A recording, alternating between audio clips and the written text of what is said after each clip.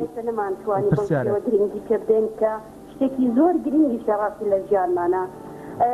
پرسیاری دووهەمی منیش ئەوەی کە دکتۆرە باسی لێکردن بۆ نمونە من لە زامبیا زۆر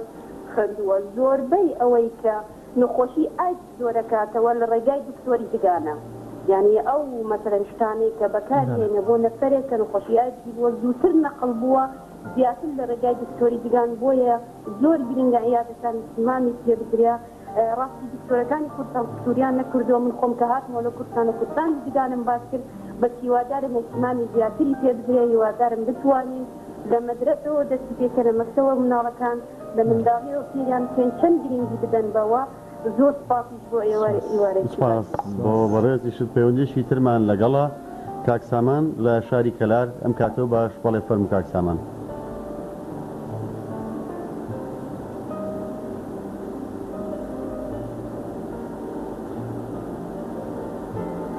کاکسامان گوێت لە ئێمەیە؟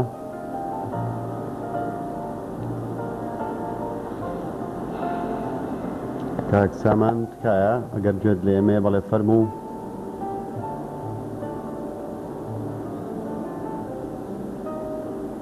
پەیوەندی کاکسامان بە ئێمەوە نەمەوە بەداخەوە هیوادارین بتوانێت پەیوەندی بکاتەوە. پێشتر کەژاڵخان نازانم شتێکی وت من باش تێ نەگەیشتم بەڕێوەی بێت سەد یەک پێشتی تر هەبوو مەسلەی کاکفاخر ئایا ددان هەڵکێشان باشتریان ددان پڕکردنەوە بۆ بەرچاوڕوونی هەموو بینەرانی و کورسات و بیستەرانی ڕادیۆی خاک. ئێمە لە زانستی پزیشکی دداندا دوا چارەسەر بریتە لە هەڵکێشانی ددان، واتە هەتا سادەترینی هیواما بێتەوە بۆ ددانەوە ئێمە ددانەکە هەڵ ناکێشین. من چەند وێنێکمێ بەداخەوە لە بەرنامەکەی داوێنە پیشان نادرێت، بەڵام وێنەمان هەیە کە ددان تەنها ڕێگی ماوەتەوە لەسەر ئەو ڕێگە دروست کراوەتەوە دووبارە، واتە ئەمە کارێکە ئێمە هەرگیز ددان هەڵ ناکێشین ئەگەر زۆر پێویست نەبێ. ئەوش هەڵبەت کۆمەڵێک شتی تایبەتی خۆی هەیە و ئێستا کاتی قسەکردنیە لەسەر بابەتە. مەسەلەی ددان ڕوانەوە چییە؟ ئێمە لە پسپۆرەکانی پزیشکی دانا پسپۆرێکمان پێوترێت پسپۆری دروستکردنی ددان. پسپۆری دروستکردنی ددان کاری چییە؟ سێ جۆرمان هەیە لە ددان دەستکردەکان. ددانی جوڵاو ئەوەی کە بەتەر ڕاژی دەکرێت، ددانی جێگیرەوەی کە دوو ددانی بۆ تەنێک دەکرێتەوە سێمی لەسەر ڕاژی دەکرێت لەگەڵ ددانی چێنراو. باشترین چارەسەرە کە ئێستا لە بواری پزیشکی هەبێت بە مەرجێک پزیشکێک تەواو ڕاهێنرا بێت لەو بوارەدا و نرخەکەشی چێن لە دەچێت لە کوردستان هەمانە لە ئەوەی کە من تا دوجار ئاگدارمە 400 دلارەوە هەتا 1000 دلار. ئەوش ئەگۆڕێت بەپێی حالەتەکە و بەپێی ئەو شوێنەی کە تۆ تێدا چارەسەر دەکەی حکومیان ئەهلیە بۆ یەکدان. بەڵێ دیارە سۆلافخان بەڕاستی دوو شتی زۆر گرنگی و ڕژان بەڕای من یەکەم ئەو گرنجدانی دەوڵەتی باس کرد. دەوڵەت لە 3 ساڵی و بۆ 8 ساڵی خەرجی هەموو چارەسەر و چاودێریکردنێکی ددان دوجار ئەم کەسە ڕادێت دوجار ئەم کەسە 15 ساڵ لە 3 ساڵی بۆ 8 ساڵی 15 ساڵ ئەم 6 مانگجارێک سەردانی پزیشکی کردووە. مەبەست یانی چییە؟ لێرە گرنجیدانە بۆ بینەران و بەڕاستی جۆگران تێبگەنەوە کە چەند گرنگە. پاشان وەزارەتی پەروەردە بەڕاستی من شتێکی بەیاد هێنامەوە جاران ڕەنگە ئێستاش مادێ پزیشکی چاو سەردانی قوتابخانەکانی ئەکرد مناڵانی ئەبینی ینی بۆ چاو هەیە بۆچی بۆ دان نییە؟ ئایا دانی شوێندەی چاو گرنگ نییە؟ ئێمە بۆی کە باس لەو مەسەلەی پێنگرنگدانی حکوومەتی نەرویج ئێمە دووبارە گەڕەمە سەر پسپۆرێکە کە تەوری بەرنامەکەی بۆی زۆر بە خێرای خەڵک بزانچەم پسپۆریمانی هەشت پسپۆرێکە چی بچین؟ پسپۆری چارەسەرکردنی ڕەگی ددان ئەوەی خەڵک پێی دەڵێ حەشوی عەسەبیان عەسەبکیشی لە ئێران وای پێ دەڵێن. پسپۆری نەشتەنگەری شەویلگە و ڕوو کە نەشتەنگەری دەکەن ئەلێرەی ملەوە دەست پێ دەکات هەتا بنی دەماغ. پسپۆری ڕێکردنەوەی ددان ئەوەی کە خەڵک پێ دەڵێت تەقویم، واروها پسپۆری ددانی منداڵان، واروها پسپۆری شانە پاڵپشتەکانی ددان، واروها پسپۆری دروستکردنی ددان، پسپۆری نەخۆشی زانی دەم و پسپۆری ددانی کۆمەڵ. ئەوجا ئایا لە کوردستاندا گرنگی دراوە نەدراوام کە دەڵام گوناحتان نەگەڵاڵێن. بۆ ئێمە لە ئەو کاتی کە جەنابی دکتۆر محەممەد خۆشناو وەزیری تەندروستی بوو بە هیلاکبوونێکی زۆری سندیکای پزیشکانی دانی کوردستان و جەنابی نەقیب توانرا یەکەمین سنتەری پزیشکی ددانی منداڵان لە کوردستاندا بکرێتەوە کە لە سلێمانی دەکەوێتە گەڕەشی گۆژەی نوێ لە نزیک دواناوەندی بناری کچانەوەیە. ئەوە هەر کەسێک دەوێت بڕوا دەتوانێت سەردام بکە. ئێمە ئێستا لە بنکە تەندروستەکانە بەپێی دوایین ڕێنمایی بەڕێوەبەراتی تەندروستی سلێمانی هەفتانە 2 ڕۆژ دیاری کراوە لە هەموو بنکەیەکی تەندروستی تەنها بۆ منداڵان، بۆی کە منداڵان بچن ئەوێ و ددانەکانیان بپشکێنرێنێت، چونکە ددان ناتوانرێت لە شوێنێکە بپشکنرێنێت کە ئەو شوێنە تایبەت نەبێ بە پزیشکیدان بۆ نێ زۆر ڕوو دەکەین شوێنە کەسەگەڵە دکتۆر ئەو دانەوە کەسەگەڵە دکتۆر ئەو دانەوە ئەم شتا لە پزیشکیدانە نابێتوە بێت چکە پێویستی بەلایکی تایبەتی و پێویستی بە مەتریاڵی تایبەتی دەبێت ئەوە یەکەم دووهەم ئایا چی کراوە لە پەروەردە ئێمە لە سندیکای پزیشکانی ددانی کوردستان توانیمان لە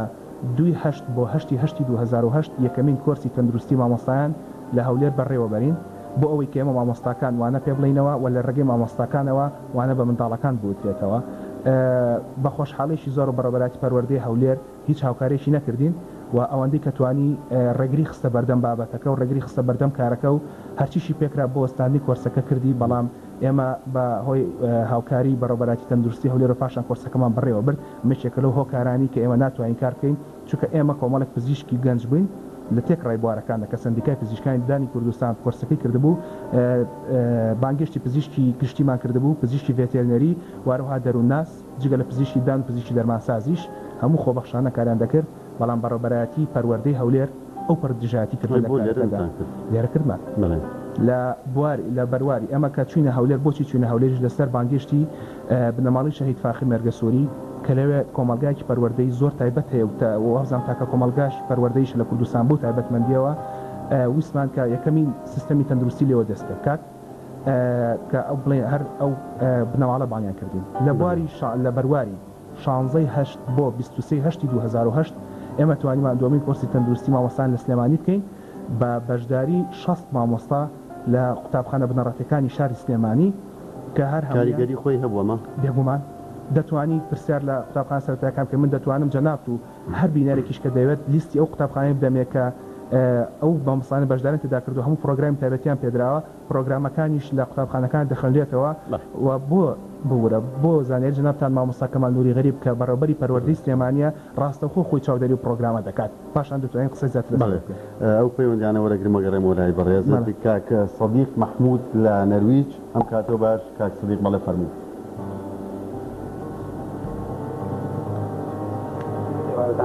باشتر بۆ بەڕێزم زۆر سپاس ێوارەتان باش زۆر سپاس کاک سەدیق هەموو کاتیش تۆش باش کاک پشتیوان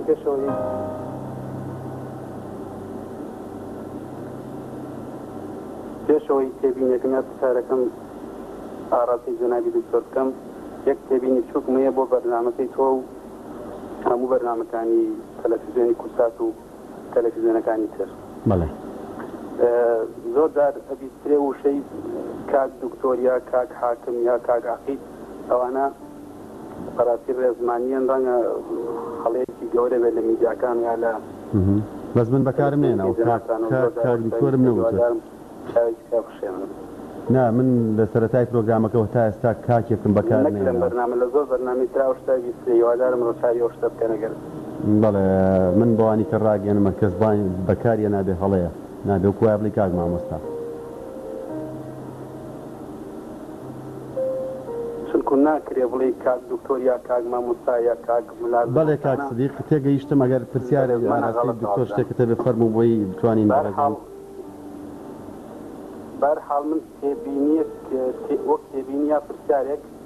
جەنابی دکتۆر باسی هۆشیاری خەڵکی کرد بەڵام زۆر بەداخەوە لە میدیاکان و تەلەڤیزیۆنەکان هەتا ئێستا هیچ بەرنامەیەکی تەندروستی لەسەر ددان بە هیچ شێوەی پێشکەش ناکرێت بۆ هونەرمەندێک یا گۆرانیبێژە کە ناوێنە هونەرمەند ڕەنگە دەیان بەرنامە و دەیان سیمینار و دەیان کۆڕی بۆ بەسرێ بەبێ هیچ شتێک لەسەر کلیپێک بەڵام بەداخەوە لە تەلەڤیزیۆنەکانە هیچ گرنگێک بۆ مەجال نادگە بەتایبەتی لە قوتابخانەکانە بۆ نمونە من هەتا ئێستا بەرنامەیەک نەدیوە لە تەلەڤیزیۆنێکی کوردستانەوە باسی ددانشتن کراوەن یا ڕێنمایی خەڵکدا چۆن دانی شووە چۆن دانی پاکاتەوە چی گرنگێک بە دانەکانیدا ئەمە بەڕاستی کەلێنێکی گەورەیە لە میدیاکان و لە تەلەڤیزیۆنەکان بەڵێ کاکە سەدیق زۆر سپاس بۆ پەیوەندیێکی ترمان لەگەڵە کاکە ساڵح ڕەشید لە سلێمانی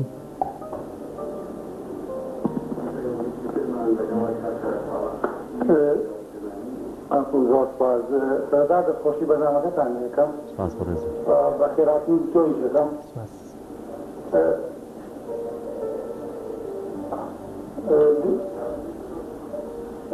چەند جارێکمانێ لە دکتۆری بەڕێز دەکەین سەرەتا یەکەم پرسیار دکتۆرجان بەڵێ بەڵێ دکتۆرجان تقریبا 4 تا 5 ساڵە بێدان پێشاوە بڵێ